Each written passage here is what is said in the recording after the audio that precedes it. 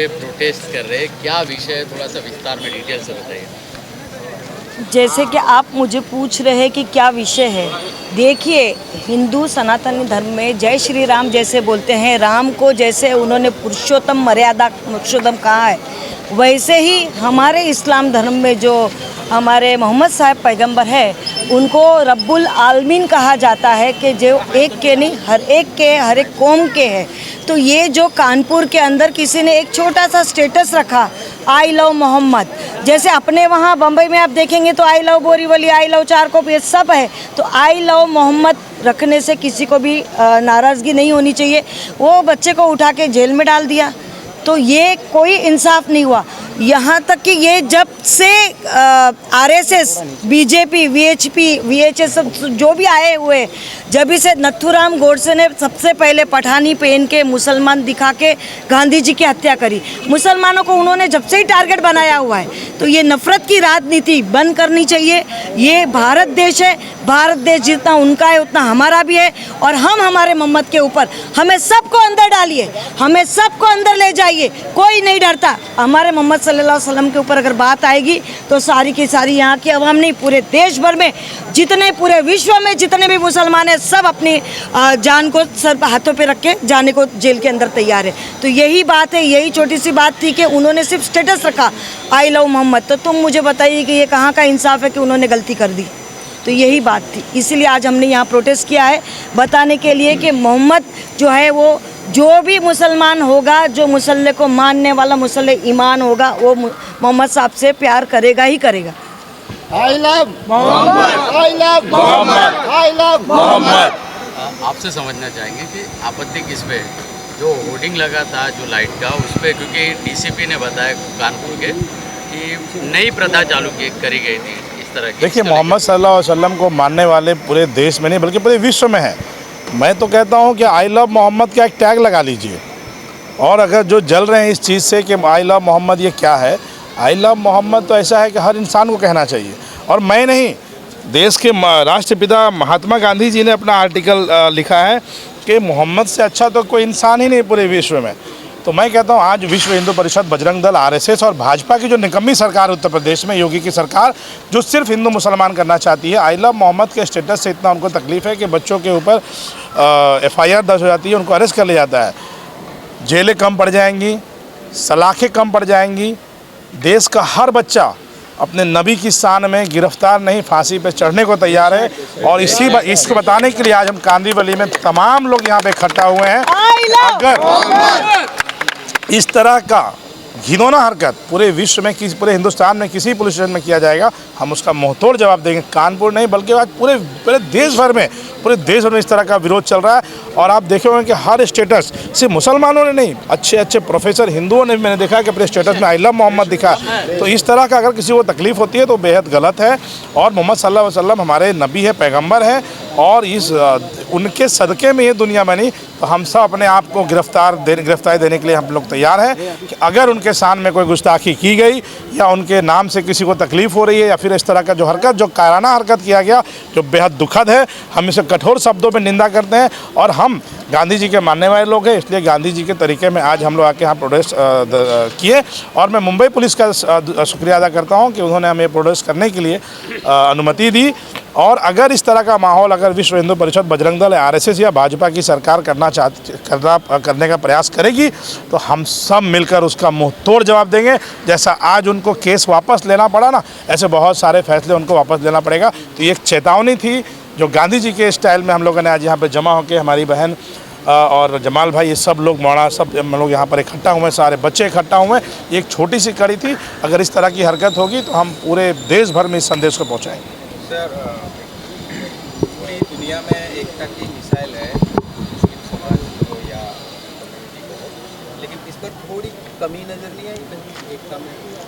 जैसे मोहम्मद साहब के ऊपर ये जो हुआ है उसको लेकर के थोड़ी एकता में कमी नज़र नहीं आई? मुझे तो नहीं लगता है कहीं कमी है, क्योंकि मैं आज देख रहा हूँ पूरे सोशल मीडिया में ट्रेंड किया। और ये एकता का मिसाल है कि आज उत्तर प्रदेश पुलिस, जो कि हमेशा एक तरफा डिसीजन लेने में कभी पीछे नहीं हटती थी, आज उनको पीछे लेना पड़ा, एफआईआर पीछे लेना पड़ा उन्हें। तो ये एक बहुत बड़ी जीत है हम लोगों की और इंसानियत की जीत है। इसमें किसी धर्म, किसी कौम को जोड़ना नहीं चाहिए, क्योंकि जब गांधी जी बोल रहे हैं, जब सुभाष चंद्र बोस बोल रहे हैं, जब देश के राष्ट्रपिता बोल रहे हैं कि मैं उनके विचारों से जो है ना सहमत था, तो मैं उसके बाद और आगे मैं कुछ बोलना नहीं चाहता हूँ, क्योंकि महात्मा गांधी इस देश के राष्ट्रपिता हैं और आज बीजेपी आरएसएस उन्हीं के हत्यारों की मंदिर बनाने की बात कर रही है। तो हम तो मुझे इस बात की खुशी है कि हमारे पैगम्बर सल्लल्लाहु अलैहि वसल्लम को सिर्फ मुसलमान नहीं बल्कि देश के हर वो शिक्षित इंसान भी मानता है, जैसे गांधी जी हों या बहुत सारे स्लोगन हमने दिखाया। अमेरिका, ब्रिटिश के भी बहुत सारे कवियों ने उनके पे लेख लिखा, जो हम लोग आज लेकर आके स्लोगन यहाँ पे खड़े थे। तो मुझे लगता है कि ये जो फैसला था ये एकता का मिसाल था, जिसमें हिंदू मुस्लिम सबका योगदान है और ये देश जो है सबके एकता अखंडता से ही चलेगा। धन्यवाद। क्या कहना चाहेंगे सर आप? मैं ये कहना चाहूँगा कि जो हमारे देश में जो बाबा साहेब अम्बेडकर ने जो हमको संविधान दिया और जो आर्टिकल 125 दिया कि जिसमें हर रिलीजन के लोगों को अपना धर्म मानने का और उसको स्पेस करने का और उसको प्रचार प्रसार करने का पूरा अधिकार है। तो आज जो मनुवादी सरकार जो केंद्र में भी बैठी है और यूपी में भी बैठी है, वो जो रीजन बता रहे, जैसे हमारे पत्रकार साहब ने बोला कि वो एलईडी लगाए थे, उसके वजह से देखिए ये बहाना है।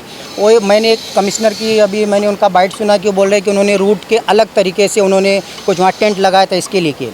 हालांकि आप देखो जब कावड़ यात्रा निकलती है तो यही कावड़िए पूरा रोड जाम कर देते हैं, गाड़ियों को तोड़ देते हैं, होटलों को तोड़ देते हैं, लेकिन उन पर कोई एफआईआर नहीं होता है। रामनवमी में लोग डीजे बजाते हैं, धार्मिक स्थलों के सामने नाचते हैं, उन पर कोई एफआईआर नहीं होता है। लेकिन जहां मुसलमान अगर पीसफुली कुछ काम करने जाता है तो ये उनको जानबूझ के टारगेट करते हैं और निशाना बनाते हैं और एक खास समुदाय को खुश करने के लिए हमेशा ये माइनॉरिटीज़ को दबाने की कोशिश करें। आज हमारे मुसलमान, आज हमारे आका रसूल पाक सल्लल्लाहु अलैहि वसल्लम के आज जो 150वां उनका जन्मदिन था, सारा वर्ल्ड, पूरी दुनिया और हिंदुस्तान 1500 उनके जन्मदिन पे हम लोग अपनी खुशी का इजहार कर रहे थे।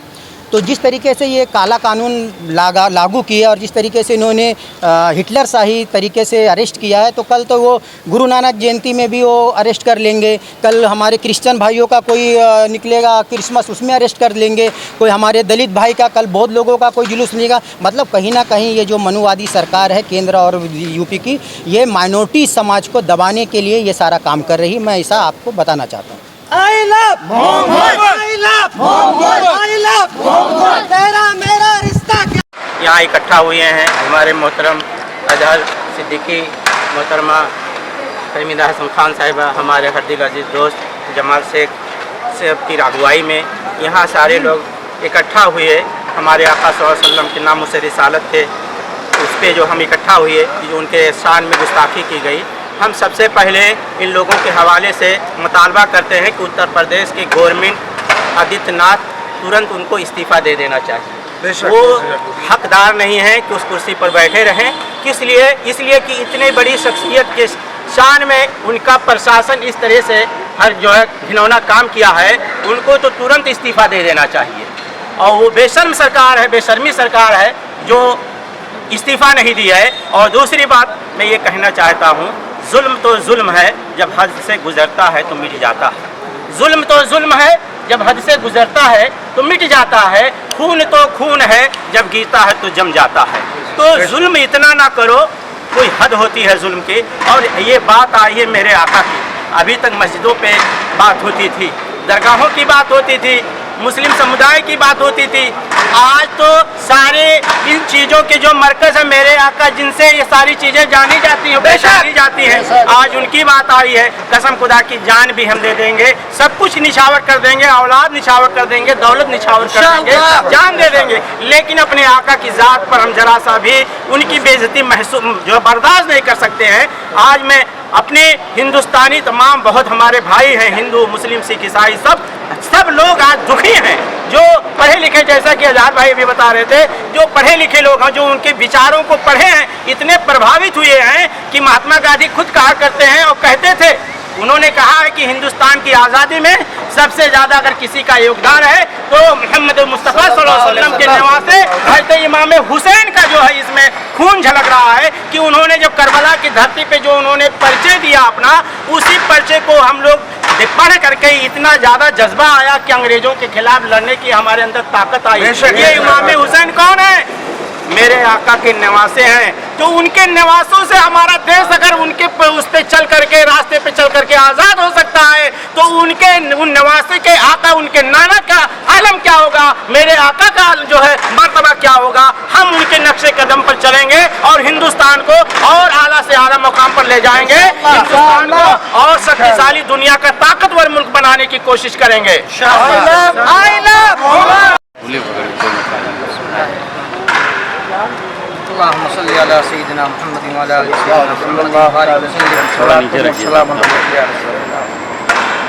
ये जो प्रोटेस्ट है, ये प्रोटेस्ट इसलिए है कि सारी इंसानियत के गमखार, सारी इंसानियत को हिम्मत देने वाले, सारी इंसानियत को मोहब्बत देने वाले, सारी दुनिया से नफ़रतों को ख़त्म करने वाले, आप जानते हैं कि आकाए मदनी